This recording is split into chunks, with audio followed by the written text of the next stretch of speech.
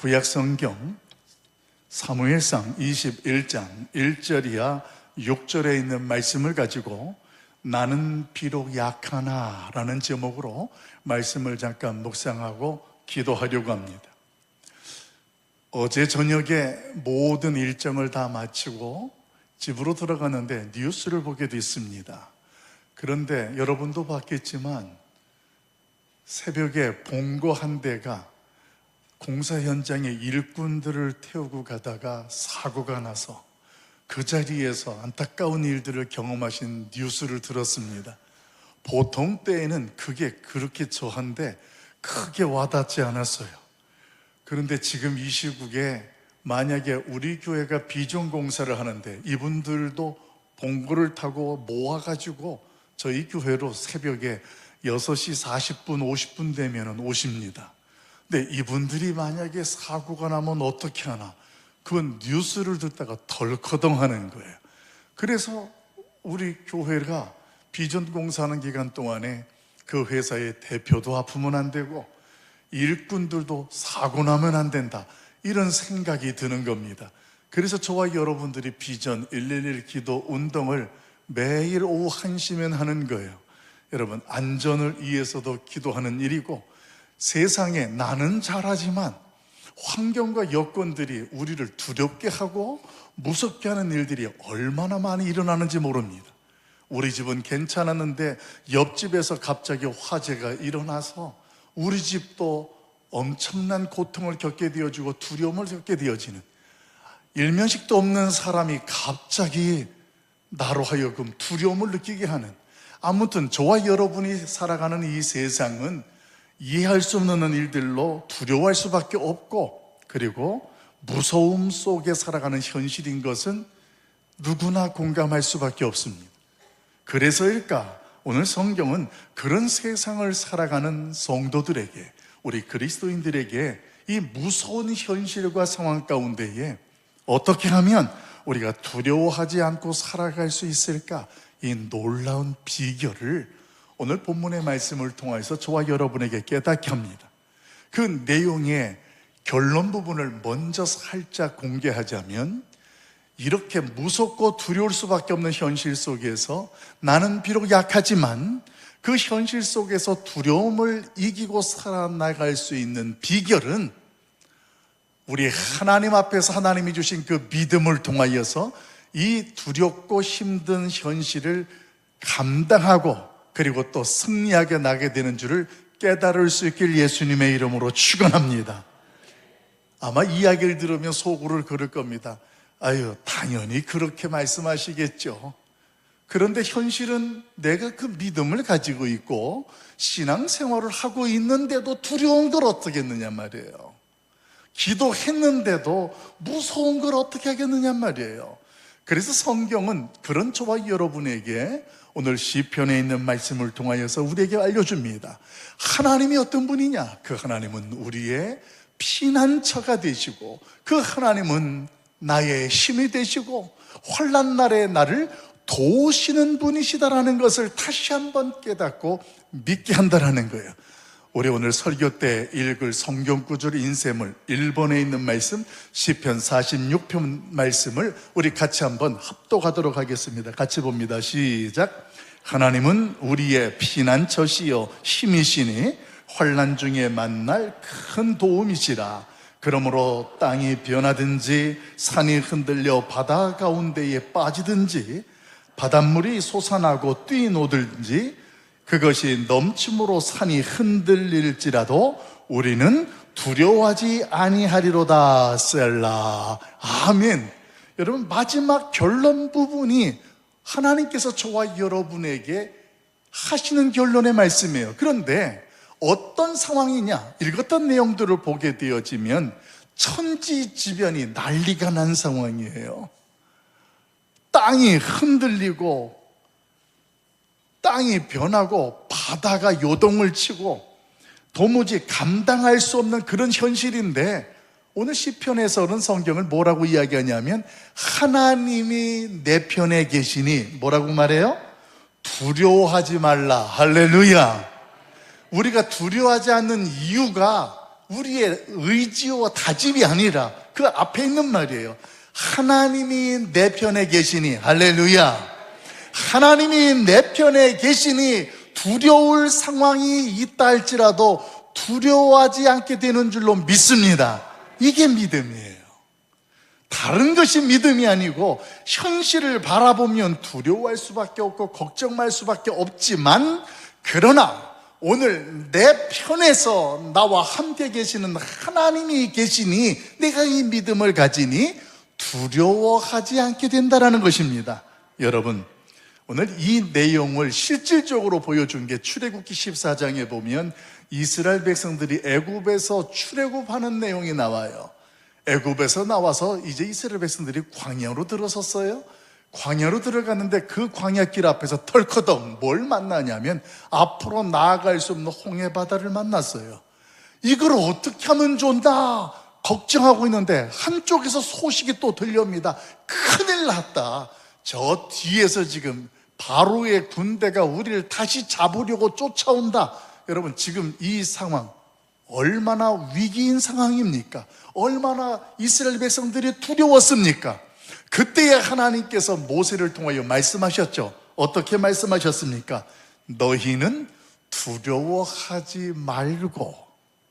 이 말은 지금 너희 형편이 두려운 상황이 맞아. 그렇지만 이 이야기예요. 두려워하지 말란 이야기는 우리가 인간이니까 상황을 보면 두려울 수밖에 없는 상황이지만, 그러나 두려워하지 말고 그 다음에 또 하나님께서 우리에게 말씀하시는 당부가 가만히 서서 여호와께서 오늘날 너희에게 어떻게 구원을 베푸실 것인가를 보라, 이거예요. 하나님을 믿으라는 이야기예요. 이게 출애굽의 여정 속에 홍해 앞에서 있었던 이스라엘 백성들이었습니다. 여러분, 모세가 이렇게 백성들에게 외칠 수 있었던 근거가 뭘까요? 하나님께서 모세에게 말씀하셨기 때문에 그래요. 오늘 말씀만 들었는데 모세는 말이에요, 모세도 사람이니까 큰일 난 거예요. 지도자인데 홍해는 앞에 있고 뒤로는 군대가 쫓아오고 이 백성들을 어떻게 하면 좋나, 얼마나 지도자의 자리에 있던 모세가 당황스러울까요? 그런데 하나님의 말씀을 들은 거예요. 눈에 보이는 건 여전히 두렵지만 오늘 모세가 그렇게 두려워하지 말고 오늘날 우리를 위해서 구원을 베푸신 하나님을 주목하라는 말씀을 드릴 수 있었던 근거는 그 하나님께서 지금 우리와 함께 하신다라는 사실을 모세가 확실히 믿었기 때문인 줄로 믿습니다. 여러분, 이 말씀 속에 우리가 또 깨닫게 되는 건 이거예요. 만약에 그런 현실 속에서 하나님이 함께 계신 것을 내가 믿지 못한다면 그 사람은 어떻게 될까요? 두려울 수밖에 없다라는 결론이에요. 이게 굉장히 중요한 이야기입니다.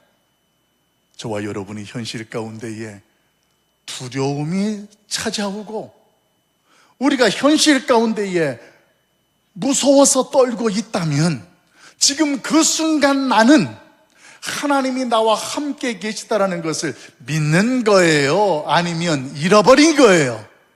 잃어버린 거라는 거예요. 이게 지금 굉장히 중요한 사실이에요.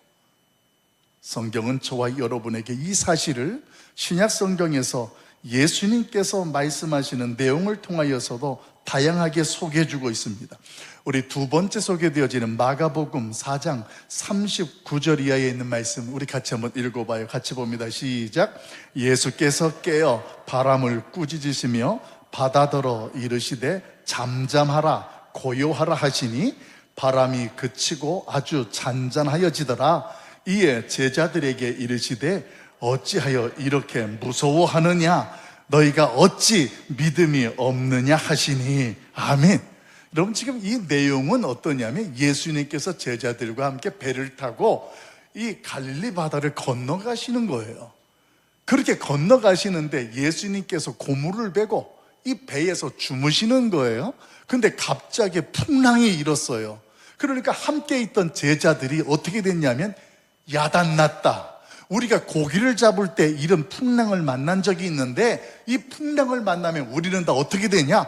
죽을 수밖에 없고 큰 사고를 당할 수밖에 없다. 그래서 이들이 두려워하는 거예요. 그래서 그 제자들이 예수님을 깨웠어요. 예수님, 지금 우리가 다 죽게 됐습니다. 이 상황의 말씀이에요.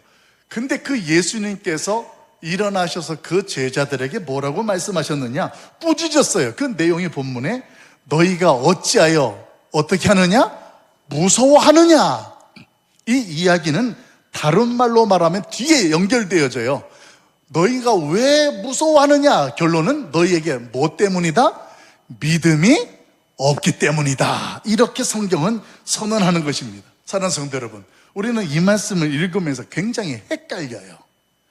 아니, 예수님의 제자들이 예수님하고 같이 배 타고 가다가 예수님께서 깨워서 예수님 이거 어떻게 하면 좋아요? 라고 했는데 왜 그들을 향해서 믿음이 없다고 예수님이 책망하셨느냐? 우리의 현실이 지금 그렇거든요. 내가 하나님을 부인하는 것도 아니에요. 예수님을 믿거든요. 근데 그 믿음을 가지고 있는데 현실 속에서 어때요? 제자들처럼 큰 풍랑이 보이는 거예요. 큰일 났다 생각이 되는 거예요. 이런 생각 속에서 어느 순간 돌이켜보니까 아니, 하나님이 우리에게 믿음을 주셨고 내가 그 믿음이 있는데 왜 이렇게 무서워하지? 왜 이렇게 예수님 앞에 제자들처럼 책망받을 자리에 내가 서 있을까? 이런 고민을 하게 된다는 것입니다. 여러분, 오늘 왜 이런 모습이 제자들에게도 나타나고 우리에게도 나타나고 그리고 오늘 저와 여러분에게 어떤 본문에 보게 되어지면 다윗이라는 사람에게서도 그 모습이 동일하게 나타날까요? 오늘 그 말씀을 두 가지로 묵상해 봅니다. 왜 우리가 믿음이 있는데 두려움 속에서 떨 때가 있고 제자들도 왜 예수님이 계시는데 풍랑 때문에 두려워하다가 믿음이 없는 자들이라고 책망을 받았을까? 오늘 그 이유를 2절 말씀에서는 저와 여러분에게 이렇게 깨닫게 합니다. 우리 3번 인쇄물에 있는 말씀 같이 읽어봅니다. 시작. 다윗이 제사장 아히멜렉에게 이르되 왕이 내게 이를 명령하고 이르시기를 내가 너를 보내는 것과 내게 명령한 일은 아무것도 사람에게 알리지 말라 하시기로 내가 나의 소년들을 이러이러한 곳으로 오라고 말하였나이다. 아멘. 오늘 상황은 이렇습니다. 우리가 다윗의 인생을 보면 다윗이 어떤 인생을 사냐면 참으로 가슴앓이를 많이 하는 인생을 살아요. 무엇 때문에 가슴앓이를 많이 하게 되냐면 사람 때문에 그래요. 다윗이 사람 때문에 얼마나 고달픈 인생을 사는지 몰라요. 그가 왕이 아직 되지도 않았는데 왕이 되기 전부터 사람 때문에 가슴을 아파하고 왕이 되어진 이후에도 보면 여전히 이 다윗은 사람 때문에 가슴앓이를 한다는 거예요. 여러분, 왜 다윗이 이렇게 가슴앓이를 하게 될까요? 사실 이 모든 과정은 하나님께서 저와 여러분과 같은 인간의 성정을 가진 다윗인 까닭에 오늘 그 다윗으로 하여금 사람들로부터 가슴앓이라고 고통받는 그 과정 속에서 그를 준비시키고 그 하나님께서 준비시키는 과정을 통하여서 이 시대에도 우리가 믿음 생활하면서 어떤 경우 사람 때문에 가슴앓이를 하는 일들도 있고 외부적으로 경험하게 되어지는 일들 때문에 우리가 고통스러운 일들을 경험하는 그런 우리에게 오늘 말씀해 주는 거예요. 왜 너희에게 믿음이 있는데 두려워할 수밖에 없고 사람 때문에 가슴앓이를 하는 줄 아니? 그 질문에 대해서 2절 말씀 속에 다윗이 말해요. 어떻게 이야기를 하냐면 사울을 피하여서 도망가다가 그가 도망자 인생 속에서 요나단을 통하여서 블레셋까지도 도망을 갔었습니다. 그런데 거기에서 또 도망을 가게 되어지는데 어디로 가게 되냐면 오늘 베냐민 지파의 소유가 되어지는 본문에 소개되어지는 놉 땅이라는 것까지 가게 되어집니다. 그런데 그 놉 땅이라는 곳을 가게 되어지는데 문제는 그곳에서 오늘 그가 제사장 아히멜렉이라는 사람을 만나게 돼요. 근데 그 아히멜렉을 만났을 때 아히멜렉의 질문 앞에 그가 대답한 말씀이 오늘 다윗이 2절에서 이야기하는 거예요.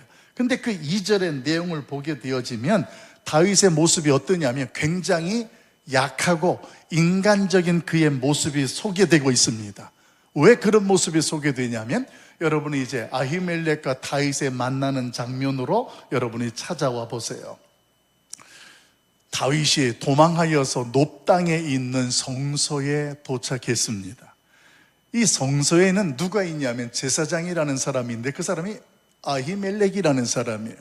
그 제사장과 이 다윗이 만났는데 문제는 말이에요, 이 만났을 때에 아히멜렉이 다윗을 보면서 반응이 사실 예사롭지가 않아요.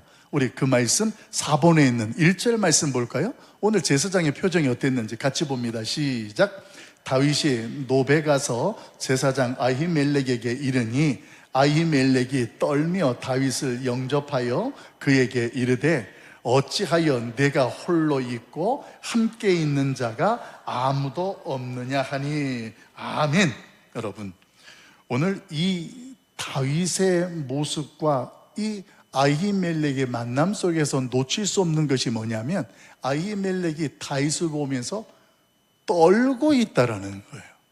여러분, 왜 제사장이 다윗을 보면서 떨었을까요? 우리는 상황 속에서 알 수 있는 게 있어요. 첫째는 뭐냐면 지금 다윗을 그 나라의 최고의 통치자인 사울 왕이 다윗을 잡으려고 혈안이 되어 있는 거예요. 그런데 그 다윗이 지금 자기가 있는 성소에 들어왔으니 큰일 난 거예요. 지금 이 다윗을 어떻게 하면 좋으냐, 이 말을 다른 말로 표현하면 이렇습니다. 감옥에서 어느 탈옥수가 있었다고 뉴스에서 긴급 뉴스가 지금 전국으로 수배가 됐어요.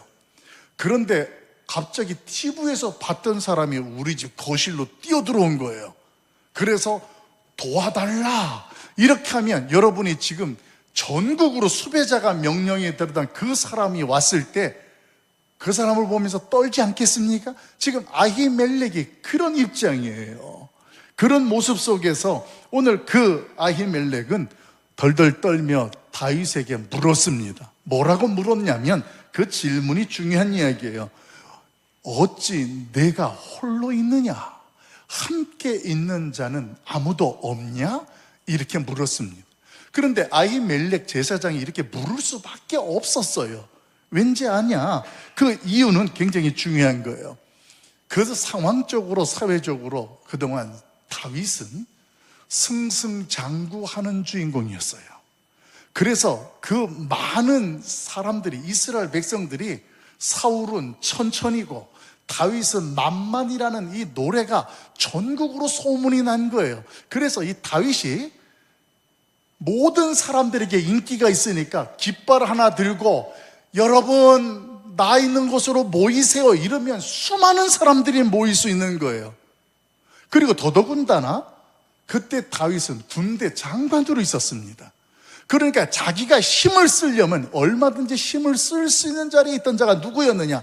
다윗이었어요. 그런데 그것을 다 아히멜렉이 알고 있는데 혼자 온 거예요. 그러니까 아히멜렉 입장에서는 어째 너 혼자냐?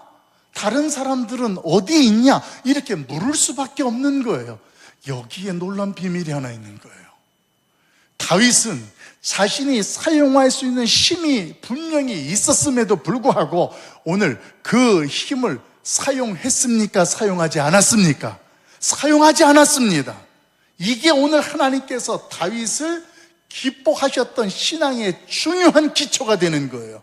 여러분 입장을 바꿔나 보세요. 내가 어떤 문제와 상황에 대책할 수 있고 반응할 수 있는 어떤 능력과 힘이 있어요.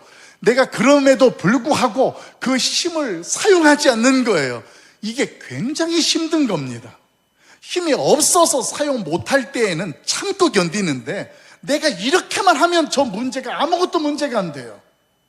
내가 이런 능력도 있어요. 그런데 그 상황 속에서 사용하지 않는 거예요. 여러분, 이게 신앙이고 이게 믿음이에요. 하나님보다 내가 앞서지 않는다라는 것이 뭐냐면 내가 내 경험으로 내 판단으로 얼마든지 할 수 있어요. 어떤 문제든지 해결할 수 있다라는 거예요. 그런데 그걸 참는 거예요. 오늘 다윗의 모습 속에서 은혜가 되는 게 그런 모습입니다. 오늘 특별하게 그런 다윗의 모습인데 2절 말씀에 보게 되어지면 오늘 다윗이 어떻게 하냐면 거짓말을 합니다. 이게 참 아이러니한 거예요. 그렇게 하나님 앞에서 자기의 힘을 사용하지 않던 그가 아히멜렉 제사장에게 물었습니다. 너 혼자냐? 함께하는 자가 아무도 없냐? 이 질문에 이 다윗 왕이 했던 이야기인 것은 뭐냐면, 내가 왕으로부터 특별한 특명을 받아서 급하게 오느라고 지금은 내가 혼자다. 그러나 나와 함께하는 자들은 다른 점령지에서 지금 기다리고 있다. 이렇게 거짓말을 합니다.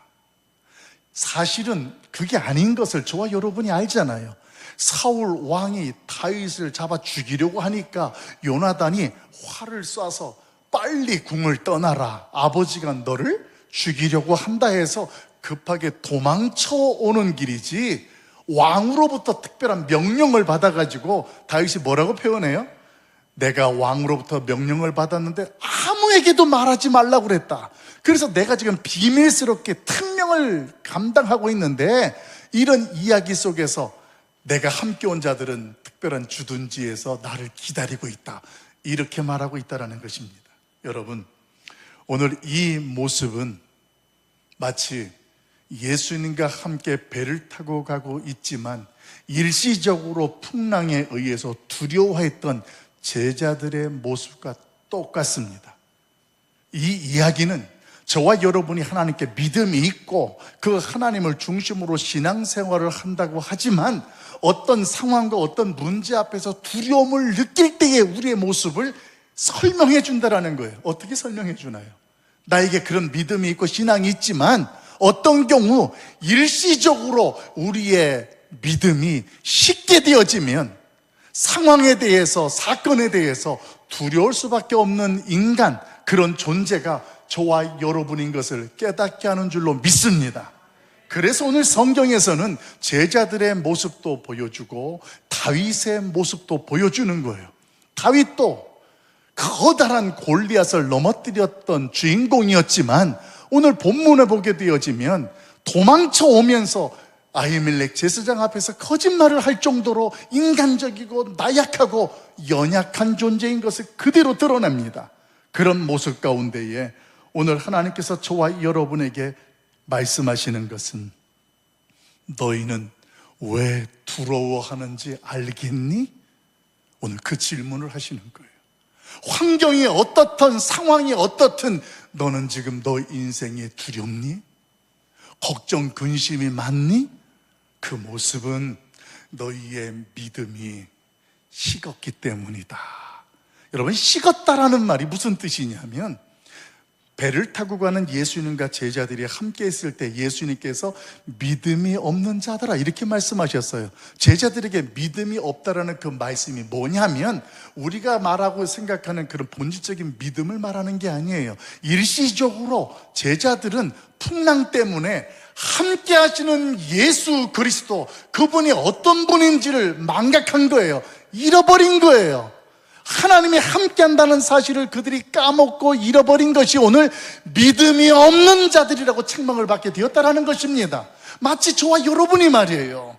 우리의 어떤 상황과 문제 속에서 내가 일시적으로 우리의 신앙이 하나님 앞에서 하나님을 인식하지 못하고 상황이 더 크게 보여서 두려워하는 모습이 바로 오늘 다윗과 같고 제자들과 같은 모습이라는 것입니다.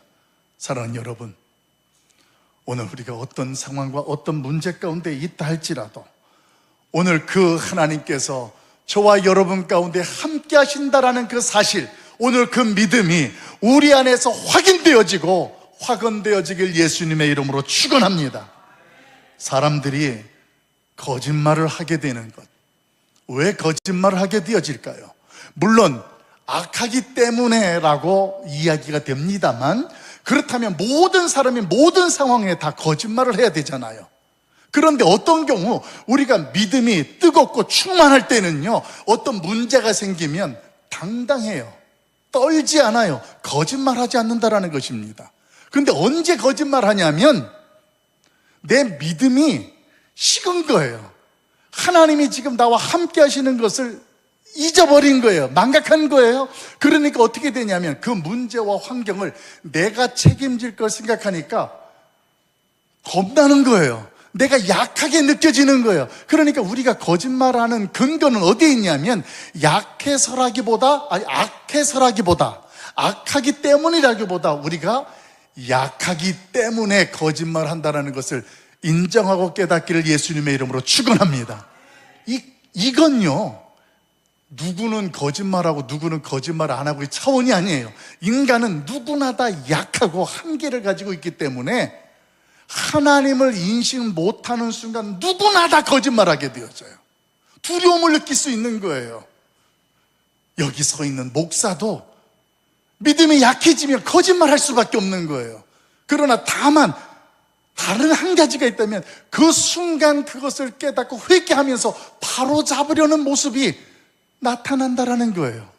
사랑하는 성도 여러분, 오늘의 우리의 모습 가운데에 지금 다윗도 인간이고 우리도 인간이고 어쩔 수 없이 거짓말한다라는 것을 합리화하려고 제가 이런 말씀을 드리는 게 아닙니다. 우리의 약함을 인정하자는 이야기예요.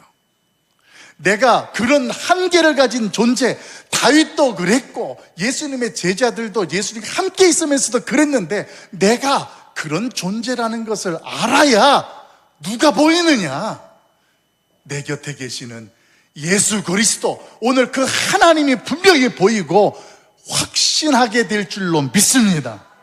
오늘 이 시간에 한 주간도 살아가면서 우리의 믿음이, 하나님께서 우리의 현실 가운데 우리의 믿음을 다시 한번 뜨겁게 하셔서 하나님이 함께 하신다, 세상 끝날까지 내가 너와 함께 하리라 하신 그 말씀 그대로 지금도 나의 형편과 상황 속에 함께 하신 것을 확신하면서 우리 하나님께서 우리를 통하여서 역사하시는, 나를 통해서 강한 자를 부끄럽게 하시는 그 하나님을 만나고 경험할 수 있기를 예수님의 이름으로 간절히 축원합니다.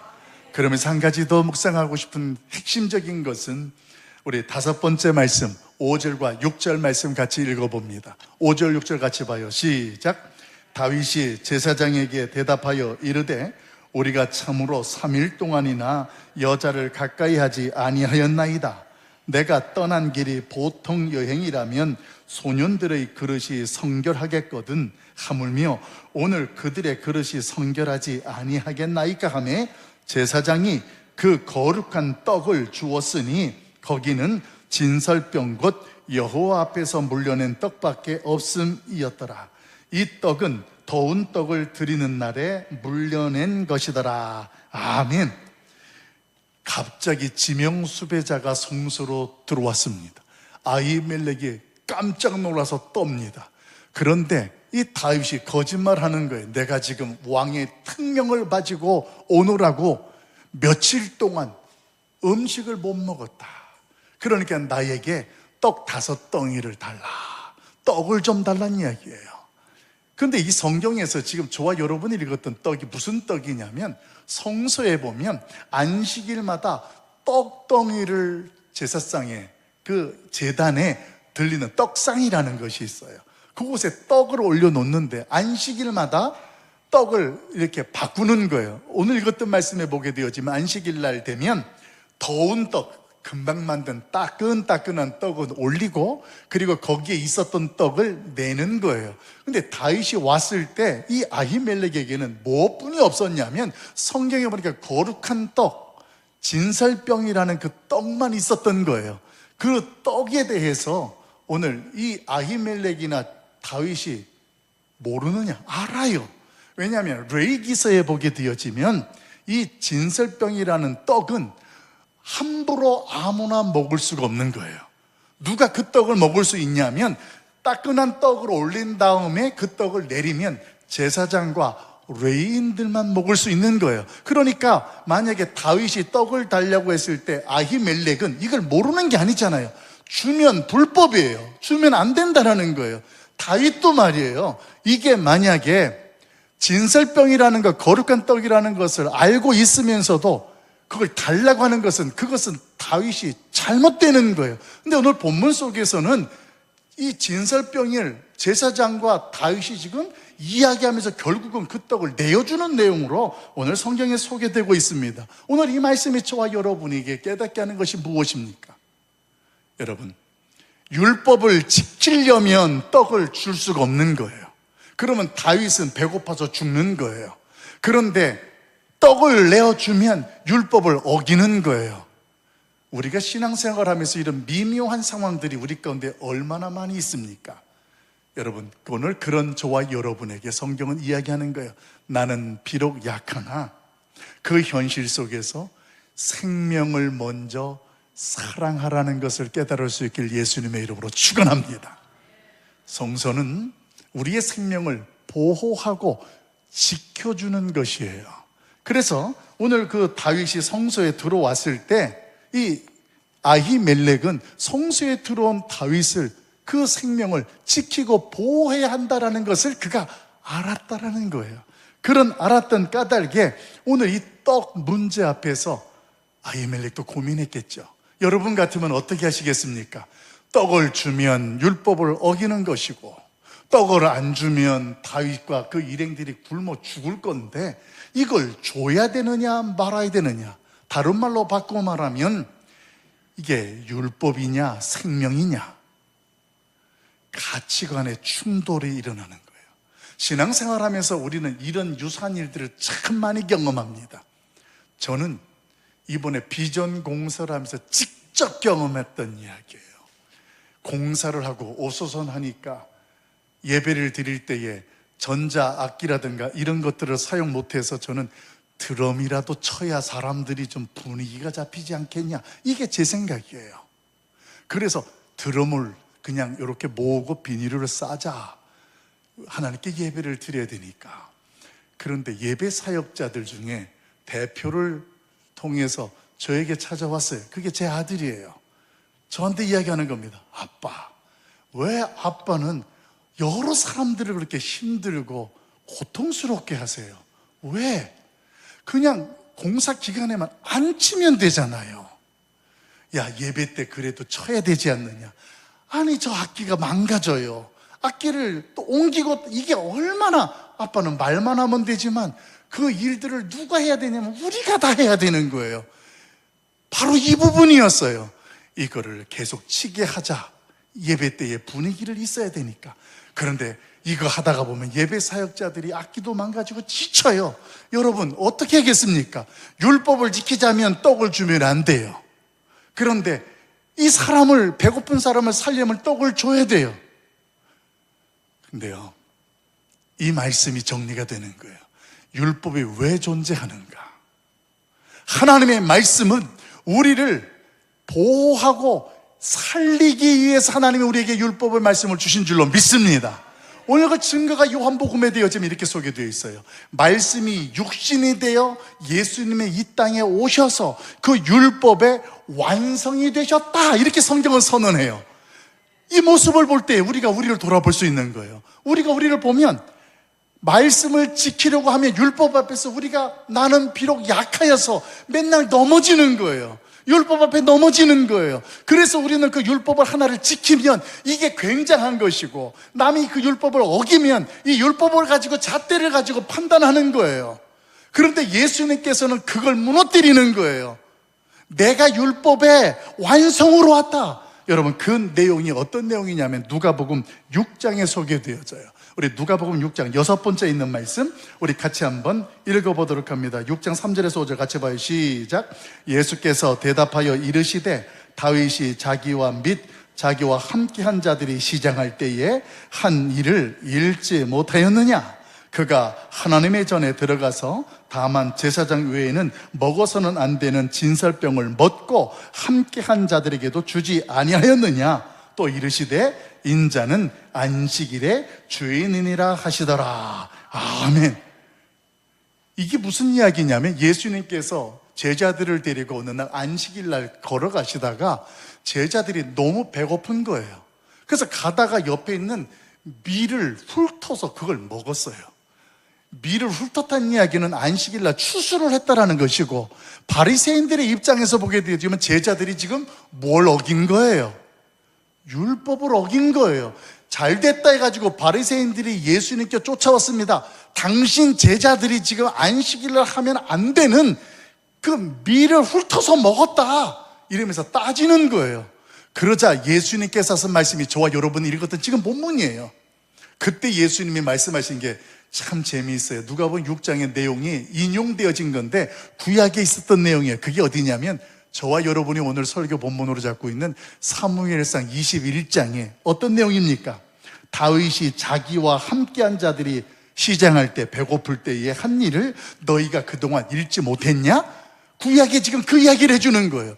거기에서 보게 되어지면 하나점의 전에 들어가서 다윗이 아히멜렉을 만나지 않았냐? 근데 거기에서 먹어서는 안 될 진설병을, 이게 원래 법이었다라는 거예요. 그런데 아히멜렉이 다윗에게 먹으라고 준 거예요. 다윗도 먹은 거예요. 함께하는 자들 먹었다라는 거예요. 이렇게 먹은 것을 주지 아니했느냐? 그 다음에 결론이 내가 안식일의 주인이다. 여러분, 이게 굉장히 중요한 말씀이에요. 안식일의 주인이라는 이야기가 뭐냐면, 지금 바리새인들은 율법이라는 안식일을 어겼다라는 근거로 예수님께 찾아왔어요. 그러니까 율법을 지켜야 되는데 제자들이 안 지켰으니까 이건 문제가 있다. 근데 여러분, 우리가 요한복음을 통하여서 깨달았잖아요. 그 말씀, 율법이 육신이 되어 이 땅에 오신 분이 누구예요? 예수 그리스도예요. 그래서 예수 그리스도를 믿으면 나는 비록 약하여서 율법을 다 완벽하게 지키지 못해요. 율법 앞에 넘어지는 그런 존재란 말이에요. 그런데 그 율법을 완성시키신 예수 그리스도가 이 땅에 오셨고, 오늘 우리가 그분을 믿기만 하면 나는 비록 약하여서 율법 앞에 떳떳하지 못하지만 예수님을 믿는 믿음이 우리로 하여금 그 율법으로부터 자유함을 누리게 하고 오늘 그 하나님 앞에서 살게 되었다라는 것. 다시 말하면 안식일의 주인이라는 그 말씀 속에서는 예수 그리스도께서 이 땅에 말씀으로 오셨고 오늘 율법을 완성하셨기 때문에 그분을 믿으면 생명을 얻게 되는 것이니, 율법을 지키는 것이 생명이 얻는 것이 아니라 인자를 믿는 것이 율법의 완성을 믿는 것이고 율법으로부터 생명을 얻게 된다는 사실을 선포하신 메시지가 오늘 본문에서 소개되는 줄로 깨달으시길 주의 이름으로 축원합니다. 그래서 저와 여러분이 인간적으로 굉장히 약해요. 부족해요. 어떤 정해진 틀에서 살아야 되고 그 틀을 살아내야만 편안한 것 같아요. 근데 우리는 다 그렇게 못 살아요. 그런데 그걸 예수님이 말씀하시는 거예요. 바리새인들이 찾아와서 예수님께 이야기할 때, 야, 너희가 구약에서 읽어봤잖아. 다윗도 먹어서는 안 될 그 떡을 같이 먹고 살았잖아. 이 이야기 속의 핵심은 율법의 정신은 사람을 살리는 일이지 속박하고 구속하는 것이 아니라는 것을 저와 여러분에게 선포하신 줄로 믿습니다. 이 말씀들이 정리가 되니까 여러분, 드럼을 치워야 돼요? 둬야 돼요? 있으면 좋죠. 그런데 한두 주 안 쓴다고 해서, 한두 주 안 쓰면 예배 사역자들이 산대요. 기쁘대요. 악기도 안 망가진대요. 그래서 어젯밤에 드럼 치우자. 왜? 사는 게 중요하니까. 사랑하는 성도 여러분, 이게 작은 에피소드입니다. 여러분의 인생 속에는 이런 일 없나요? 이걸 지키면 이 사람이 넘어져요. 이 사람을 세우면 이걸 어기게 되어져요.